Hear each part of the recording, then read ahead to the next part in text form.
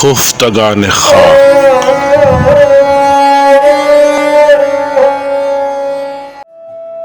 9 مارچ یوم وفات پٹھان خان، آواز و پیشکش پیرزادہ سے قاسمی۔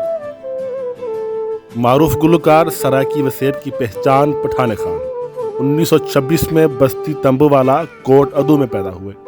ان کا اصل نام غلام محمد تھا۔ بچپن میں بیمار ہونے پر ان کا نام تبدیل کر کے پٹھان خان رکھ دیا گیا اور پھر یہی نام ان کی پہچان بنا۔ پٹھان خان نے موسیقی کی تعلیم استاد امیر خان سے حاصل کی۔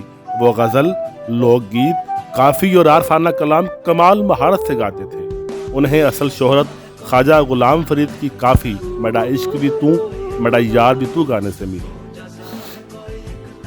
ان کے بعد کتنے ہی گلوکاروں نے یہ کافی جدید آلات موسیقی کے ساتھ گائی ہے، مگر کوئی ان کی دھول تک بھی نہیں پہنچا۔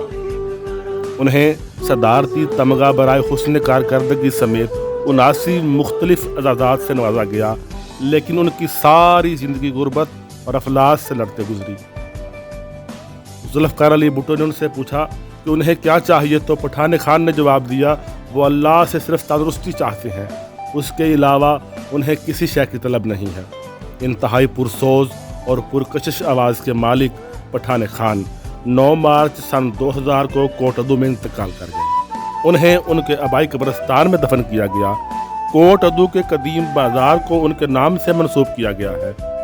دعا ہے کہ کریم اللہ مرحوم کی قبر و حشر کی منزلیں آسان فرمائے اور ان کے درجات بلند فرمائے۔ الہی آمین یا رب العالمین۔